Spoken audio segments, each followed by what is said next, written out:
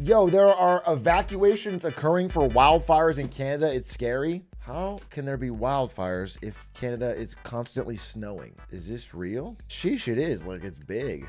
Canadian wildfires are threatening towns and ruining air quality. Jeez, they are massive. Tens of thousands of acres are getting scorched. What the hell? Look at this. Zombie fires. It sounds like something out of a sci-fi. Zombie fires? What the f going on up in Canada? You have 10,000 acres of zombie fires? The boreal forests, common in Canada, have a deep root system that can keep wildfires smoldering underground even through a cold winter. That's insane. There's forest fires burning secretly underground during the winter that spark back out? That's absurd. I think the only possible solution, and it's going to sound controversial, is to remove all trees from Canada. Sorry, I know you like them. I know you like your trees. I think we need to go in there and we need to take them all out at the root, which is stage 1 of my plan to turn Canada into overflow parking for America. One big parking lot. Get to the root of the problem. Mr. Beast really fucked us over with Team Trees. Yeah, little did you know, Canadians, that Mr. Beast was a sleeper agent. H-Track bouncing from topic to topic is causing massive cheddar brain rot. I'm sorry. Would you rather be talking about Canadian wildfires for the next 4 hours? What else do you want me to fucking say?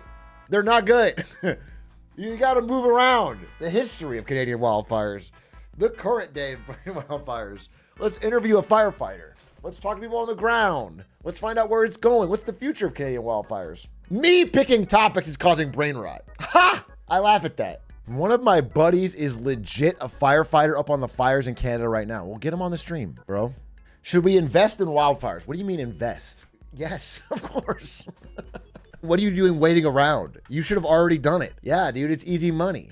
Invest in publicly traded firefighting companies and then start a forest fire. It's the easiest way to make money. It's how Warren Buffett did it. Warren Buffett was a pyromaniac up and down the West Coast. Invest in trees, then nuke the Amazon. You guys are getting it. What I'm telling you is that you guys are getting it. If anyone in your life says, hey, this is a really stupid idea, this is not smart, you're wasting your time and your money and your effort, tell them, nuh-uh, my streamer told me it's a good idea. Living in Canada sucks. Work full time and wouldn't be able to afford one without having multiple roommates. Yeah, listen, it's not just Canada, but Canada is bad. Housing is the problem. The more I understand, the more I read, it's like the real core of like so much disillusionment and just young people feeling upset, mad at whoever's in power, whatever politician's in power, they're mad at them, whatever. It all comes back to the fact that housing is so expensive. People just feel like they can't get a handle. They can't get a foot on the ladder of life. It feels too out of reach because they look at housing and it's like, there's no math that maths me to be able to get a place that I want in a place that I want to live in. It really comes back to housing more than anything else, more than cost of living, more than burger prices going up, whatever. It's housing, bro. Especially right the now. It's like in the teens of like price to income. It's like 13 times your income in some places. It's supposed to be like 3 to 4, maybe. That's an affordable house. Like, that's what made sense. Now it's 13 times. It's so out of whack. A 20-piece chicken nugget or 10-piece chicken nugget McDonald's meal costs $20 Canadian. It's insane. Yeah, but how much is $20 Canadian? Isn't that like just a nickel? Am I being crazy? Isn't $20 Canadian like a shiny American penny? How many toonies is that? Do you know what I'm saying? 1 shilling. Don't you guys just use the barter system in Canada? Why do you still use the money? The money's so monopoly money. You don't just fucking barter? No, again, everyone's talking about this. The price of McDonald's keeps rising and it's noticeable. I just saw a video recently that was like different McDouble prices over the years, but I can't find it. I found this. Here's someone buying a bacon cheeseburger from Five Guys and it costs $35 for one burger. Oh, actually, they got fries and a drink. You greedy pig. A $35 Five Guys burger. You are getting it delivered though. No tip? No tip! Yikes, bro. $7.50 in fees. I wish I could find that McDouble thing. It was really interesting. Oh, here we go. Look at this. McDonald's prices. McChicken sandwich, $1 in 2014. $3 in 2024. McDouble, $1.19, $3.19. Quarter pounder, $5.39 to $11.99. People are noticing this for sure. The 2 things I see the most complaints about are fast food and housing. That's where people are really feeling inflation, especially if their wages aren't keeping up. It's like, this is very noticeable. What's crazy I'm gonna let you on a little game here. I don't know if you guys know this. It actually has nothing to do with inflation. Literally, I shouldn't even reveal this. I might get shot by the CEA. Joe Biden goes down to each McDonald's personally and switches the numbers on the sign. It's literally Joe Biden. He personally sets the prices, and he actually just doesn't want you to have a quarter pounder with cheese at an affordable price. McDonald's employees have to have like Biden watch. They have like employees set to try and keep him out, but he always finds a way in because he's wily. He's been around. He turns a big red dial in his office to higher price. His eyes glow red. He cranks the price dial on his desk and he starts cackling. And then Obama comes out of the shadows and says, "My mission is complete." Like Palpatine. It's real.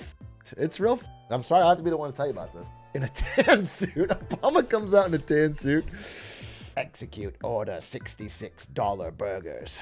Hey, big guy, I live in Auckland, New Zealand. The prices here are insane for houses, and we're wondering if we buy now or try to wait for the market crash a bit because mortgage rates are at 7%. We're not sure to do any advice. Again, I can't tell you, right? I really don't. I can tell you what I think, all right? And take it with a grain of salt and understand that you are going to know your own market better than me.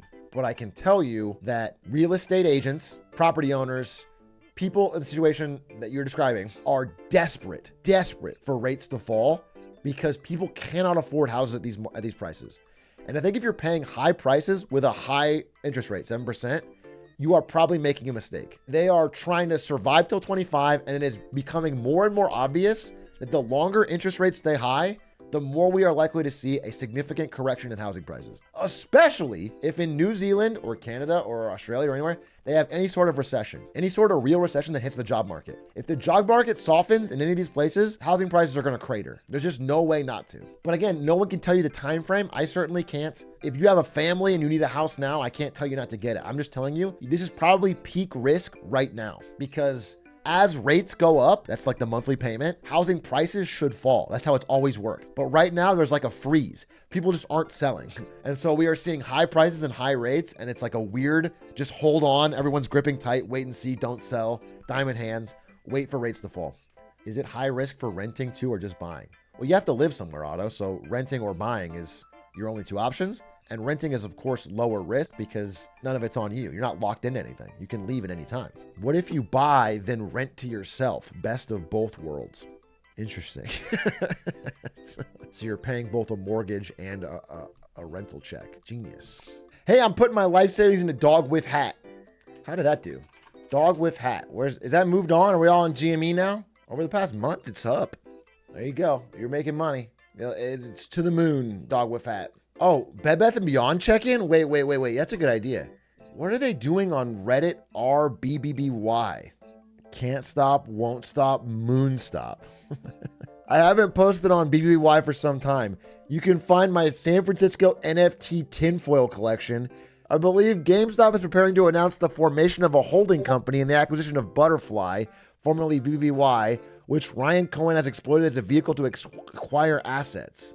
After the May 7th New Moon Atlanta meetup, I realized the lunar phases. Holy shit! He's figured it out! This is hexing the Taliban level. What was that post where it's like, hey, fellow witches on TikTok, I tried to put a curse on Allah. Be careful, he's really strong. This is one of my all-time favorite. R bewitched the Taliban. Do not face Allah alone when astral projecting. Today while astral projecting, I summoned Allah to try and weaken him so our hexing spells would work better. He's so fucking powerful. I'm not at a power level to do this alone. I barely escaped with my life and I'm spiritually injured to a great amount. But I think I'll make it. I cannot imagine what he would do to a new unsuspecting witch.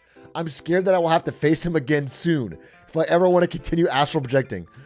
I'm currently burning healing incense to drawing spiritual energy from my crystals to try and heal as quickly as possible. Please be safe, everyone. Allah is much stronger than I first imagined. We'll have to do this together if we want to slay a god. That shit is powerful.